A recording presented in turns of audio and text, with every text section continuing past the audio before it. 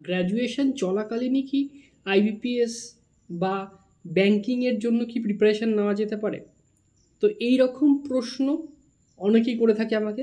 তো আজকে আমি এটা নিয়ে ডিটেলসে আলোচনা করব যে গ্র্যাজুয়েশন চলাকালীনই কি ব্যাংকিংয়ের প্রিপারেশান নেওয়া কি আদৌ কি সম্ভব, কিংবা আমাকে আরও একজন কমেন্ট করেছিল যে দাদা আমি এইচএস দিচ্ছি, দেবে আর কি সে, দাদা আমি এইচএস দিচ্ছি, তো আমি কি এখন থেকে ব্যাংকিংয়ের জন্য প্রিপারেশান নিতে পারি?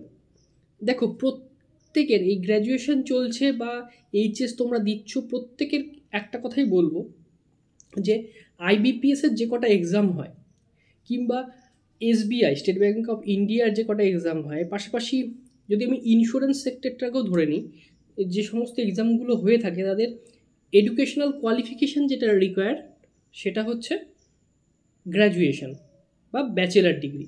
সে তুমি যে কোনো ব্যাকগ্রাউন্ড হতে পারো, সে তুমি আর্টস হতে পারো, তুমি সায়েন্স হতে পারো, তোমার কমার্স ব্যাকগ্রাউন্ডের হতে পারো, কিংবা তুমি যদি ইঞ্জিনিয়ারিং ব্যাকগ্রাউন্ডেরও নিয়েও যদি পড়াশোনা করছো, তাহলে আমি বলবো তোমাদের ব্যাচেলার ডিগ্রিটা কমপ্লিট না হওয়া পর্যন্ত তোমরা কিন্তু পরীক্ষাটায় কোয়ালিফাই করলেও কিন্তু তুমি সেই চাকরিটা পাবে না। কারণ তার মানে ব্যাংকিং এক্সামে ব্যাংকের চাকরি পাওয়ার জন্য যেটা একদম এসেনশিয়াল, যেটা একদম এডুকেশনাল কোয়ালিফিকেশান দরকার, সেটা হচ্ছে ব্যাচেলার ডিগ্রি। তাই জন্য তোমরা যদি মনে করো যে আমি এই গ্র্যাজুয়েশন লেভেল বলো বা এই ব্যাচেলার ডিগ্রি চলাকালীন যদি আমি প্রিপারেশান নিতে পারবো কি না, তাহলে আমি বলবো দেখো, তোমরা যদি চাও তোমরা প্রিপারেশান নিতেই পারো।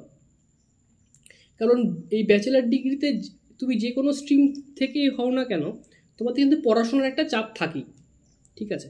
তো সেই চাপ সামলে তুমি যদি ব্যাংকিং এক্সামের জন্য প্রিপারেশান নিতে থাকো, সেটা যদি তুমি সম্ভব করতে পারো, তাহলে তুমি অবশ্যই প্রিপারেশান নিতে পারো। এক্ষেত্রে কোনো বাধ্যবাধকতা নেই যে তুমি যদি প্রিপারেশান নেওয়া শুরু করে দাও, সেক্ষেত্রে তোমায় কেউ এসে হয়তো বলবে যে কেন প্রিপারেশান নিচ্ছ, এরকমটা বিষয়টা তো নয়। তুমি প্রিপারেশান নিতেই পারো। তুমি যদি দুটোকে একসাথে মেনটেন করে যদি চলতে পারো, ওয়েল অ্যান্ড গুড, সেখানে কারো কিছু বলার নেই। কিন্তু তোমাকে মাথায় রাখতে হবে, তুমি যতই ভালো প্রিপারেশান নাও না কেন, তোমার প্রথম কথা হচ্ছে যে এডুকেশনাল কোয়ালিফিকেশান যেটা দরকার সেটা হচ্ছে ব্যাচেলার ডিগ্রি। তুমি ব্যাচেলার ডিগ্রিটা কমপ্লিট করলে তুমি এলিজেবল হবে ব্যাংকিং এক্সামের জন্য।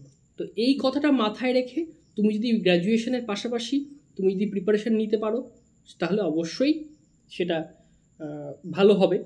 কারণ ব্যাচেলার ডিগ্রিতে পড়াশোনার একটা প্রেশার থাকে, পাশাপাশি ব্যাংকিং এক্সামের একটা পড়াশোনা কিন্তু একটা প্রেশার থাকবে, ঠিক আছে?